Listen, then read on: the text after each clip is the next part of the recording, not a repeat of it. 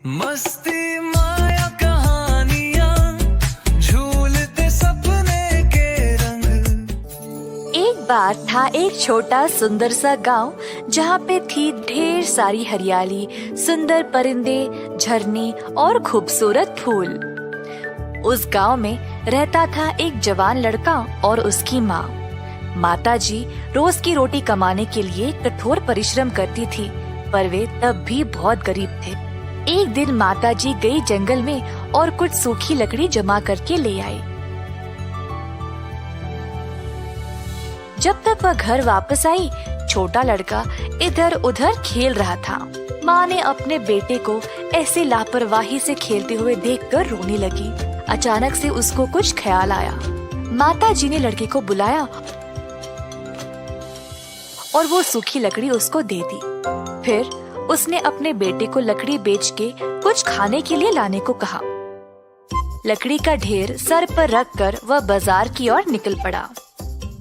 वह कभी भी बाजार नहीं गया तो उसको व्यापार करना पता ही नहीं था। वह एक दाने वाले के पास गया। लड़के ने सब कुछ देखा और अचानक उसकी नजर एक चमकीले बीज पर पड़ी। लड़का सोचने लगा कि यह बीज चमक क्यों रहा था।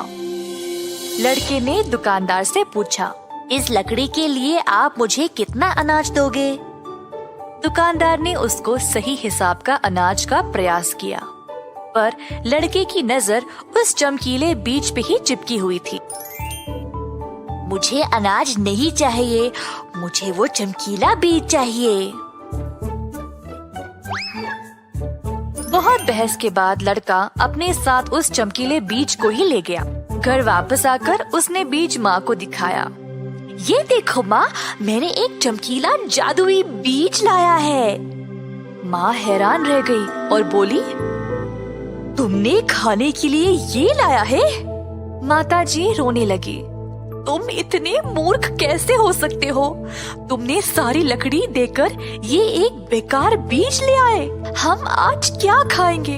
तुम कब समझोगे ये सब? छोटा लड़का रोने लगा और वहाँ से भाग गया। एक सुनसान जगह पर पहुँचा और उस चमकीले बीज को पानी में फेंक दिया। अचानक से बीज खुल गया और एक पेड़ उसमें से उगने लगा। छोटे पेड़ ने लड़के की ओर देखा और कहा, हो लड़के, क्या तुमने मुझे बोया है? हाँ, मैंने ही बोया। पर तुम रो क्यों रहे हो? सब तुम्हारी वजह से। लड़के ने सारी कहानी पेड़ को सुनाया। पेड़ को बुरा लगा और लड़के को एक आम दिया। लड़का बहुत खुश हो गया और घर वापस दौड़ते हुए गया। अपनी माँ को आम दिया और फिर दोनों ने उसको बांट के खाया। अगले दिन फिर से लड़का पेड़ के पास गया आम मांगने के लिए। इस बार भी पेड़ ने एक ही आम दिया।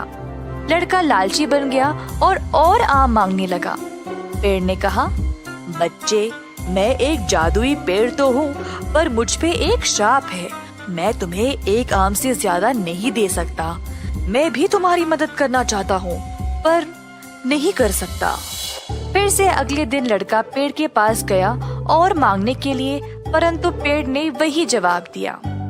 लड़के ने पूछा, क्या आपके पास और कोई जादुई शक्ति है? नहीं, पर मैं एक काम कर सकता हूँ। मेरे पास कुछ लकड़ी है जो मैं तुम्हें दे सकता हूँ। तुम लकड़ी का इस्तेमाल करके एक अच्छा घर बना सकते हो, पर एक शर्त पर।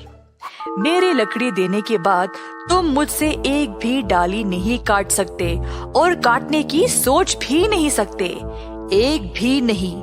अगर तुम ऐसा करोगे तो तुम्हें बहुत महंगा पड़ेगा और फिर मैं तुम्हें उससे नहीं बचा पाऊंगा। मुझसे वादा करो कि तुम ऐसा कभी नहीं करोगे। लड़के ने पेड़ को वचन दिया और खुशी से लकड़ी अपने घर ले गया माँ को दिखाने। माँ, मैं एक घर बना सकता हूँ हमारे लिए, बोला लड़का उत्साहित होकर। कई हफ्ते बीत गए और लड़के ने एक अच्छा सा छोटा सा मकान बनाया। लड़के को खुद पर बहुत गर्व था और अचानक से वह लालची बन गया। क्यों ना इस घर को और बड़ा बनाया जाए। फिर कल को इस मकान की कीमत बहुत होगी। मुझे केवल और लकड़ी की जरूरत है, पर मेरे पास तो पैसे है ही नहीं खरीदने के लिए। लड़के ने उस जादुई पेड़ के बारे में सोचा और ये निर्णय लिया कि वह उसी पेड़ को काटकर और लकड़ी जमा करेगा। उस दिन वह धीरे से एक कुल्हाड़ी लेकर पेड़ के पास गया। पेड़ ने लड़के को देखा और कहा, तुम इधर वापस क्यों आए? तुम अपना वचन तोड़ने वाले हो? जी हाँ, मेरे पास अब बड़ी योजनाएं हैं और मैं कोई बेकार श्राप से नहीं डरता। मुझे क्या होगा? मैंने तो कुछ गलत किया ही नहीं। तुम मुसीबत में पड़ चुके हो। तुम्हें याद है, मैंने बोला कि तुम मेरी डालियों को काटने का सोच भी नहीं सकते, पर अब देखो, तुम्हें बहुत झेलना पड़ेगा। लड़का हंसने लगा और अचानक से उसके शरीर को कुछ होने लगा।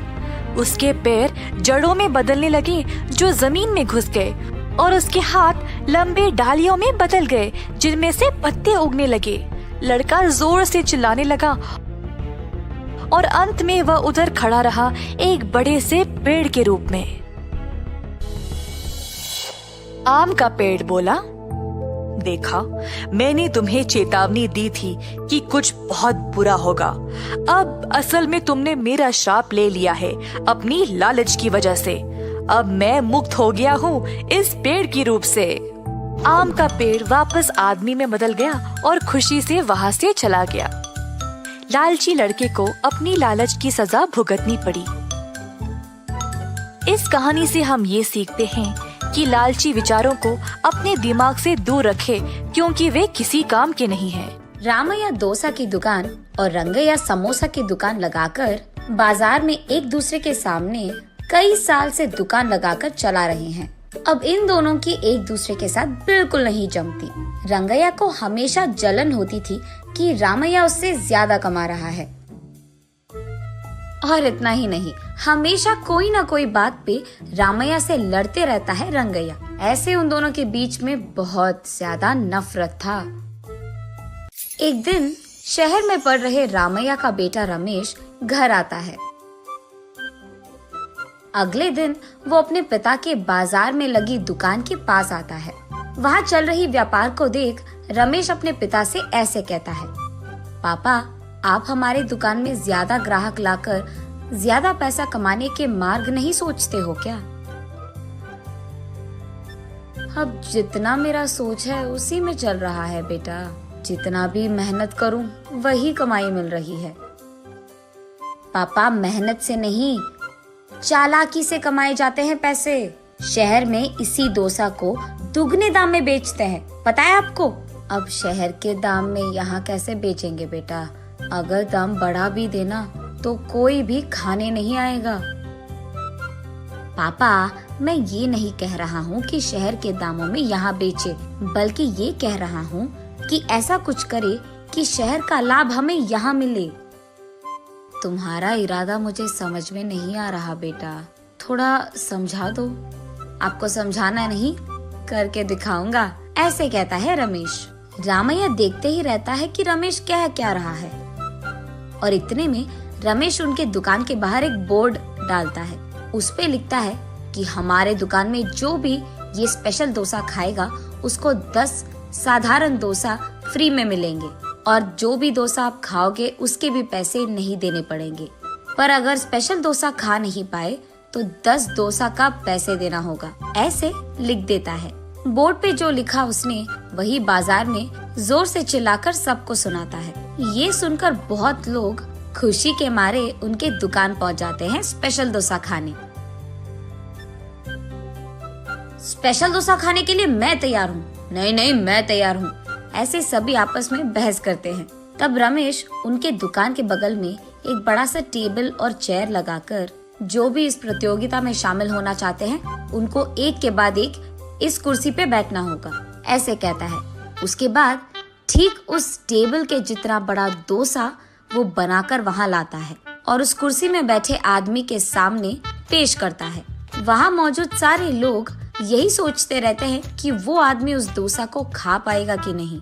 आधा डोसा खाकर वो आदमी, मुझसे अब नहीं होगा, ऐसे कहकर हार मानकर वो 10 डोसा के पैसे देकर वहाँ से चले जाता है। ऐसे ही एक के बाद एक स्पेशल डोसा खाने की कोशिश करके हार मानकर वहाँ से पैसे देकर चले जाते हैं। ये सब ठीक सामने से देख रहा रंगैया अपने आप में सोचने लगता है कि एक स्पेशल डोसा बनाने के लिए कितने पैसे लगते हैं। उसे पता था कि एक स्पेशल डोसा बनाने के लिए 3 डोसा लगते हैं, लेकिन बाकी 7 डोसा के पैसे तो लाभ में आ गए। तब उसे समझ आता है और कहता है, बाप रे, ये 3 डोसा बनाकर 7 डोसा का लाभ ले रहा है। बस रंगैया को जलन होती है। कुछ भी करके मुझे भी ऐसे ही पैसे कमाने होंगे, पर क्या करूँगा? ऐसे सोच सोच कर हाँ, मैं भी उसकी तरह समोसा का कोई प्रतियोगिता लगा दूंगा।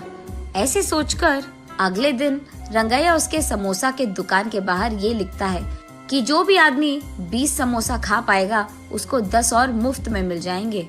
पर अगर 20 समोसा नहीं खा पाए तो 10 समोसा के पैसे देने पड़ जाएंगे। और यही बात चिल्ला चिल्ला कर बाजार में सबको बताता है। ये सुनकर बहुत सारे लोग रंगैया के दुकान आते हैं प्रतियोगिता में शामिल होने। जो लोग आते हैं उनमें से कई सारे आसानी से 20 समोसा खा लेते हैं और रंगैया के अनुसार ही वो 10 और मुफ्त में ले लेते हैं और वहाँ से चले जाते हैं। ये देख रंगैया को चक्कर आ जाता है। शाम से पहले ही आधे से ज्यादा समोसा खत्म हो जाते हैं। उसके बाद कई सारे लोग वहाँ पे आकर हम भी खाएंगे समोसा, हमें भी दो कहते हैं। इस कारण रंगैया को बहुत गुस्सा आ जाता है, इसीलिए वो उसके दुकान के सामने से बोर्ड हटा देता है। वो किसी को मुंह दिखाने लायक नहीं रहता है, इसीलिए बंडी को लेकर अपने घर की ओर बढ़ते रहता है। आज तो मैं 1 भी रुपए नहीं कमाया और उल्टा जो भी समोसे थे वो भी बेच दिया मुफ्त में। उसे चक्कर आकर वो नीचे गिर जाता है। आंखें खोलने पर रंगैया एक अस्पताल के बेड पर रहता है। उसके बगल में उसकी बीवी रहती है। मुझे क्या हुआ? मैं कहाँ हूँ? ऐसे पूछता है रंगैया।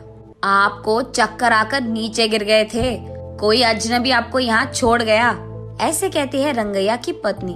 छा, आज सब कुछ नष्ट ही हो गया, सब बुरा हो रहा है। अरे क्या हुआ जी, आप इतने गुस्से में क्यों हो? वैसे आप शाम तक घर की मुंह भी नहीं देखते हैं, लेकिन आज दोपहर से पहले आपके समोसे खत्म हो गए और आप घर भी आ रहे थे। इसलिए वो जो कुछ भी हुआ अपने बीवी को समझाता है। हाय भगवान, मेरा मूर्ख पति, आप बस ये सोच रहे थे कि कितने डोसे बेचने पर उनको कितना लाभ मिल रहा है, लेकिन आपने एक बार भी ये नहीं सोचा कि कितने समोसे बेचने में आपको कितना लाभ आएगा। ये प्रतियोगिता शुरू करने से पहले आपको ये सब सोचना था, आपने सोचा भी नहीं, ये तो होना ही था। तब रंगैया को समझ आता है कि किसी और को देखकर हमें वही काम नहीं दोहराना चाहिए और पहले खुद की देखना चाहिए। कुछ करने से पहले 100 बार सोचना भी चाहिए, तब हम सब खुश रह पाएंगे। ये समझता है रंगैया।